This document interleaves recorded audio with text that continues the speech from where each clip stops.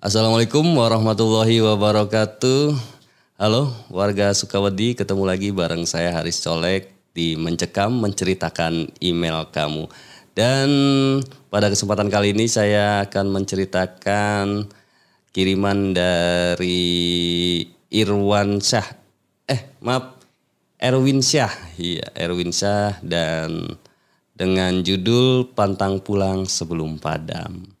Oke. Jangan kemana-mana, tetap di Mencekam. Do you see what I see? Exclusive on Spotify. Download Anchor untuk bikin podcastmu gratis.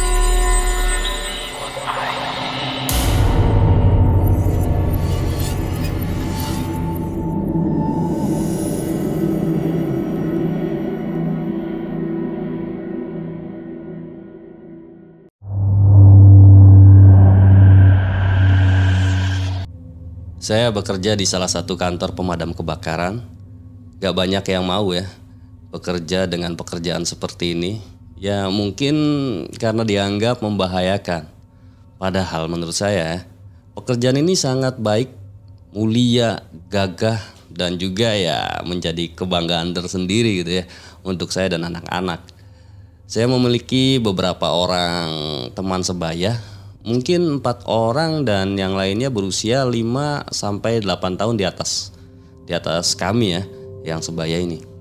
Sementara yang di bawah kami tidak ada. Gak tahu kenapa tuh, bagaimana regenerasi pekerjaan ini di tahun-tahun setelahnya gitu. Sampai saat ini masih dibilang sepi peminat. Entah kenapa ya, saya juga gak paham sih. Bekerja sebagai seorang pemadam kebakaran banyak suka dukanya. Ya sukanya ketika rasa hangat dan bahagia menjalar ketika berhasil membantu. Tapi terkadang kami juga terlambat ya. Bukan sengaja untuk melambat-lambatkannya. Ya ada berbagai macam alasan. Salah satunya adalah kendaraan ya. Kendaraan yang gak ngerti ketika mobil kami lewat. Harusnya mereka kan menepi sejenak ya, memberi kami jalan ya, dan membiarkan kami untuk jalan terlebih dahulu ya. Tapi ada aja tuh yang tetap egois gitu. Nah ada teman saya yang bisa dibilang bener-bener berapi-api orangnya ya. Sebut saja namanya Irfan. Irfan ini kerap turun ke jalan, memukul-mukul mobil orang yang nggak mau ngasih jalan ya, yang nggak ngasih jalan gitu. Bahkan nggak segan gitu sampai adu mulut. Dia kerap kali berdebat dengan pengguna jalan yang kadang nggak ngerti bahwa kami harus datang tepat waktu ya, atau mungkin bisa dibilang bukan tepat waktu ya, datang dengan cepat gitu. Katanya tugas kami bukan untuk nampang, tapi untuk menyelamatkan nyawa-nyawa orang. Jujur sih, saya salut ya dan bangga gitu. Irfan benar-benar mendedikasikan hidupnya untuk pekerjaan dan orang-orang yang memerlukan bantuan. Sampai tiba di TKP, bisa dibilang kami cukup terlambat ya. Karena kebakaran di sekitar pasar itu sudah merambah kemana-mana, hingga ke beberapa panti asuhan dan panti jompo di sebelahnya. Banyak orang yang membantu, tapi karena segala sesuatu ada saja yang tidak berjalan dengan lancar ya. Sehingga kami kekurangan tenaga dan mobil-mobil pemadam kebakaran dari kantor lain belum datang. Kebakaran itu adalah kebakaran terbesar di penghujung tahun itu. Mengetahui ada panti asuhan yang ikut terbakar, teman saya Irfan ya tadi, entah bagaimana caranya mengalami kemalangan. Ia tidak terselamatkan, meninggal di tempat saat itu. Awalnya saya pikir dia hanya bercanda ya, karena saya tahu dia orangnya sangat kuat. Namun entah kenapa gitu hari itu seolah pengabdiannya telah usai. Saya kaget ya, saya menangis membangunkannya, mengguncang-guncang gitu sambil memukul-mukul. Sambil manggil-manggil namanya. Ya nggak tahu lah ya. Saya nggak tahu pasti penyebab nasibnya Irfan bisa meninggal seperti apa gitu. Tapi kembali lagi, mungkin sudah suratan takdir gitu. Keesokan harinya di pemakaman Irfan banyak yang bersedih ya. Bahkan kejadian itu sempat viral di beberapa surat kabar daerah. Istri Irfan yang masih mengandung 4 bulan ya gak kuasa menahan. Ia berulang kali jatuh pingsan. Kami hanya bisa memandangnya tanpa bisa memberikan pelipur lara ya, yang sangat berarti. Karena menurut saya sangat sia-sia pada saat itu ya. Kami ini seperti pepatah, hidup harus terus berlanjut walau sedang dalam kesedihan. Kami tetap harus bekerja dan datang ke kantor. Ketika terdengar laporan kebakaran, kami kembali siaga. Ayo cepat Win, semangat! Teriak sebuah suara ketika saya tengah bersiap. Dengan spontan ya, saya berucap siap. Tapi langsung pada saat itu juga saya langsung diem tuh. Kata-kata saya itu adalah kata-kata yang selalu saya ucapkan ketika Irfan selalu menyemangati saya. Dalam hati, Irfan.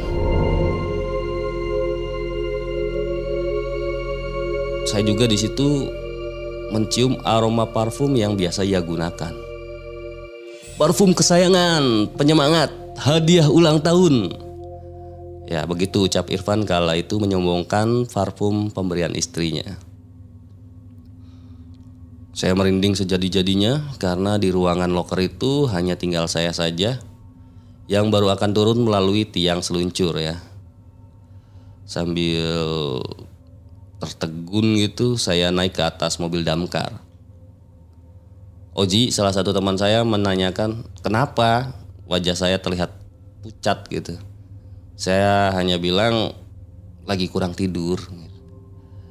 Saya gak ngasih tahu bahwa saya mendengar suara Irfan tadi di lantai 2. Malam itu jalanan cukup lengang, gak seperti biasanya ketika Irfan harus susah payah untuk turun ke jalan, membuat mobil-mobil dari pengemudi yang arogan untuk menepi gitu.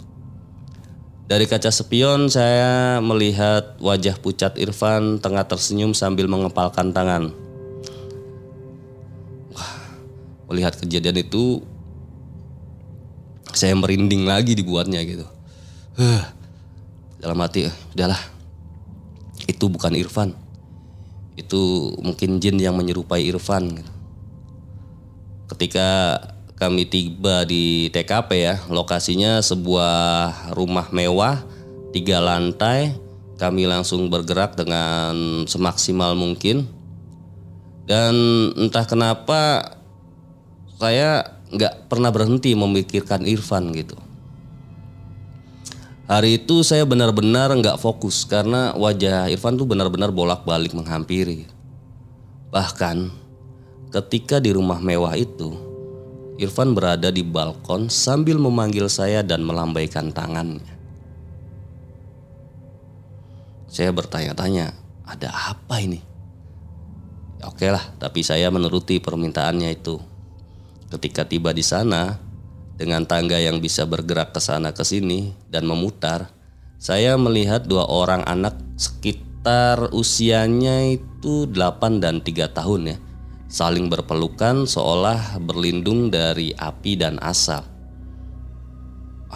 Mungkinkah Irfan ingin menunjukkan bahwa ada seseorang yang ingin diselamatkan di sana? Begitu menurut saya dalam hati. Entahlah ya, wallahu a'lam bishawab. Semenjak saat itu Irfan memang kerap datang. Maksud saya sesuatu yang menyerupai Irfan gitu ya. Entah jin atau apa itulah ya. Terkadang nampak, tapi hanya saya saja yang ditampaki gitu. Keanehan lainnya terjadi ketika saya dan beberapa orang teman saya sedang shift malam. Dulu saya kerap diduetkan dengan Irfan ketika shift malam ya. Dan malam itu benar-benar membuat kami ketakutan. Bukan hanya saya saja yang mendengar suara, tapi juga ada beberapa teman yang bekerja pada saat shift itu. Kebetulan shift pagi di siang dibagi masing-masing 8 orang ya. Saya dan teman-teman ada di lantai bawah saat itu, di tengah ada yang menonton televisi, ada juga yang sedang sibuk dengan telepon sambil ngopi gitu ya. Dan dari lantai 2 terdengar suara Irfan dengan suara khasnya ya, sedikit serak dan berat gitu. Dia memanggil temannya yang masuk shift malam satu persatu. Dan nama saya disebut paling dulu. Win, Sel, Di, Bro, Ta, Jal, Lan, Zi. Semua yang ada di lantai bawah menghentikan semua aktivitas mereka secara serentak. Lalu memandang ke arah lantai 2. Terdengar suara sepatu dinas yang berdetak-detak berjalan turun. Refleks. Kami semua kocar-kacir keluar ya dari ruangan itu. Dan menunggu di luar ruangan sambil memegang jantung yang seolah-olah akan keluar dari tempatnya. Salah satu teman kami bilang gitu, "Kalian dengar nggak? Kalian dengar nggak?" Saya diem aja ya. Ternyata memang benar. Apa yang kerap saya dengar itu nggak salah gitu. Sekarang teman-teman pun ikut mendengarkannya. Saya berkata kepada mereka, mengapa mereka tak percaya gitu kan? Kenapa dulu nggak percaya gitu? Ya saya tahu sih teman-teman saya nggak ada yang penakut, tapi hanya sedikit kaget aja gitu. Ya biar bagaimanapun Irfan adalah sosok yang baik di mata kami. Oke, demikian mencekam hari ini. Terima kasih untuk warga Sukawedi tentunya. Dan untuk teman-teman yang ingin mengirimkan ceritanya, baik audio ataupun tulisan, bisa email saja ke podcast.ceritahoror@gmail.com. Dan saya Haris Colek pamit. Wassalamualaikum warahmatullahi wabarakatuh.